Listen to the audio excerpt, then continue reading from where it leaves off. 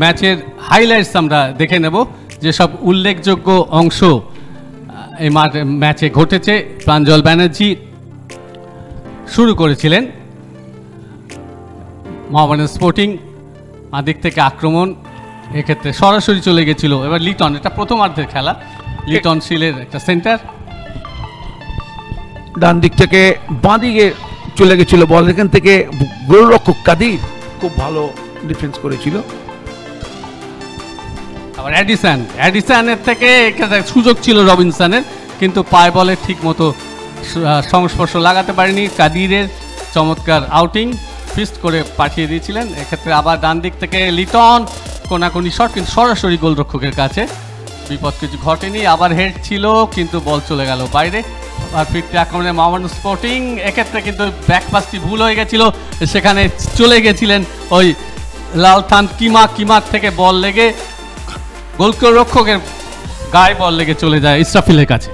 আসলে সাফিল যে ব্যাকপাসটি করেছিল, কিমা ফলো করেছিল, গোলরক্ষকের বুকে লেগে রিটার্ন বলটি চলে আসে। আরেকবার দেখুন তন্ময়ের কত সুন্দর পাস ছিল, সাফিল বাজে ভাবেই কিন্তু ব্যাকপাসটি করেছিল, গোলরক্ষকের বুকে লেগে কিমার শট চলে আসে ইসরাফিলের কাছে।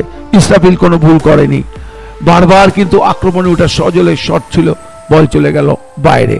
বারবার এইভাবে আক্রমণে উঠেছে মোহামেডান স্পোর্টিং। এটা দ্বিতীয় গোল ইসরাফিলের।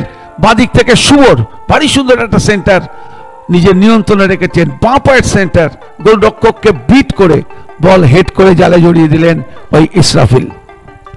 একেবারে ঠিকানা লেখা সেন্টার, এবং এক্ষেত্রে কোচকে দেখা যাচ্ছে সেনজেন্ডো সমানে প্রত্যেকটা গোলের পর মার্কেট চুম্বন খাচ্ছে। এই ক্ষেত্রে বল অ্যাডিসন গোল করলেন। এটা তৃতীয় গোল, ভারী সুন্দর বল ছিল তন্ময়ের, সেখান থেকে অ্যাডিসন ডান পায়ের শটে বলটিকে জালে জড়িয়ে দেন। এটা হচ্ছে সেই পেনাল্টি যেখান থেকে লিটনের বাড়ানো বল ফাউল করে ফেলেছিলেন জোসেফ, এবং পারদীপ পেনাল্টি থেকে ব্যবধান কমিয়েছিলেন। পারদীপের ডান পায়ের শট, গোলরক্ষক শুভজিতের কিছু করার ছিল না, বল চলে গেছিল জালে। আবার আক্রমণ ছিল মোহামেডান স্পোর্টিং এর, এক্ষেত্রে বল গোলরক্ষকের কাছে।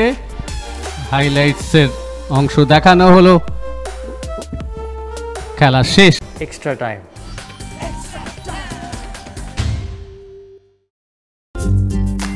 লেটেস্ট নিউজ আর এক্সক্লুসিভ ভিডিওর সঙ্গে আপডেট থাকতে এখনই সাবস্ক্রাইব করুন আমাদের ইউটিউব চ্যানেল। বেল আইকনে ক্লিক করতে ভুলবেন না যেন।